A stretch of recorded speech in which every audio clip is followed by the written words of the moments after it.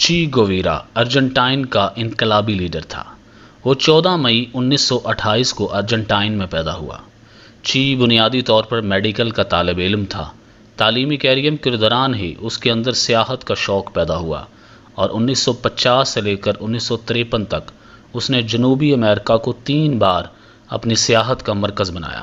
اس سفر کے دوران چی کے مشاہدے میں بے پناہ اضافہ ہوا اور وہ اس نتیجے پر پہنچا کہ تقریباً تمام جنوبی امریکہ اس وقت کٹ پتلی حکمرانوں کے زیر تسلط ہے اور ان کی آڑ میں سرمایہ دارانہ نظام یہاں جڑ پکڑ رہا ہے، جس کے پیچھے کوئی اور نہیں بلکہ امریکہ بہادر ہے۔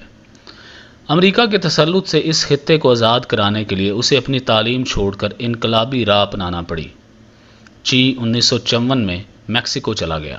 وہاں 1 سال تک جنرل ہسپتال میں الرجی کا شعبہ سنبھالنے کے بعد 1955 میں اس کی ملاقات کیوبا کے نئے ابھرتے انقلابی لیڈر فیڈرل کاسترو کے بھائی رائول کاسترو سے ہوئی اور چی نے کاسترو کی تحریک میں شمولیت اختیار کر لی۔ دونوں کا نشانہ امریکی نواز کیوبن حکمران باتستا تھا، جو ملک کو دیمک کی طرح چاٹ رہا تھا۔ یہ تحریک تقریباً 4 سال تک چلی۔ اس دوران چی نے باقاعدہ گوریلا ٹریننگ بھی لی اور اس میں بہت کامیاب رہا۔ کاسترو بھی اس کے قابلیت اور ڈسپلن سے بہت متاثر ہوا۔ یہی وجہ تھی کہ کچھ ہی عرصے میں اسے اپنا دوست اور دست راست بنا لیا۔ چی جیسے انقلابیوں کی بدولت ہی وہ وقت دور نہ رہا جب 1959 کی پہلی صبح کٹ پتلی حکمران ملک چھوڑ کر فرار ہونے پر مجبور ہو گئے اور انقلابیوں کی حکومت آ گئی۔ چی 1965 کی شروعات میں جمہوری کانگو پہنچا، جہاں اس کے آنے کا مقصد یہاں تحریک چلانے والوں کو اپنا تجربہ منتقل کرنا اور ان کے ساتھ مل کر جدوجہد کرنا تھا، مگر ابتدا ہی میں اسے مایوس ہونا پڑا۔ کانگو میں تحریک کو شروع تھی، مگر لوگوں میں وہ ڈسپلن اور جذبہ موجود نہیں تھا جو کسی تحریک کی کامیابی کے لیے ضروری ہوتا ہے۔ اس کے علاوہ اسے یہاں کی زبانیں بھی نہیں آتی تھیں۔ چی وہاں تقریباً 7 مہینے رہا اور آخر میں بیمار پڑ گیا۔ وہ مقامی گوریلا لیڈروں کی نااہلی اور عوام کی انقلاب میں غیر دلچسپی سے حد درجہ مایوس ہوا۔ اگرچہ وہ آخری دم تک وہاں رہ کر لڑنا چاہتا تھا، مگر کاسترو کے خصوصی پیغاموں نے اسے وہاں سے نکلنے پر مجبور کر دیا۔ صحت بہتر ہوتے ہی چی نے اگلی سرگرمی کے لیے بولیویا کا انتخاب کیا، جہاں ایک اور امریکن نواز حکومت عوام کا خون چوس رہی تھی۔ وہ 1966 کے آخر میں بولیویا پہنچا اور ایک پہاڑی علاقے سے تقریباً 50 ساتھیوں کی مدد سے تحریک شروع کر دی اور شروعات میں اسے کافی اچھی کامیابیاں ملیں، مگر یہاں وہ جو پلان لے کر پہنچا تھا اس میں کئی باتیں اس کی توقعات کے برخلاف تھیں۔ ان میں ایک عوامی سپورٹ کی توقع تھی جو کانگو کی طرح یہاں بھی نہ ہونے کے برابر تھی، بلکہ یہاں تو عوام میں ہی اکثر حکومت کے مخبر بھی تھے۔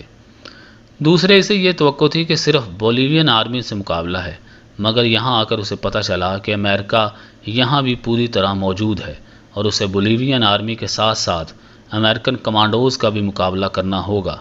اس کے علاوہ سب سے بڑا دھچکا اسے یہ پہنچا کہ کیوبا کے ساتھ اس کا ریڈیو رابطہ منقطع ہو گیا اور یوں مزید سپورٹ کی توقع بھی نہیں رہی۔ 7 اکتوبر 1967 کی صبح ایک مقامی مخبر نے قریبی فوجی اڈے پر چی اور اس کے ساتھیوں کے ٹھکانے کی اطلاع دی، جس پر فوج حرکت میں آ گئی۔ امریکن CIA جو کانگو سے اس کے پیچھے ہاتھ دھو کر پڑی تھی، اس آپریشن میں بولیوین آرمی کی بھرپور مدد کر رہی تھی۔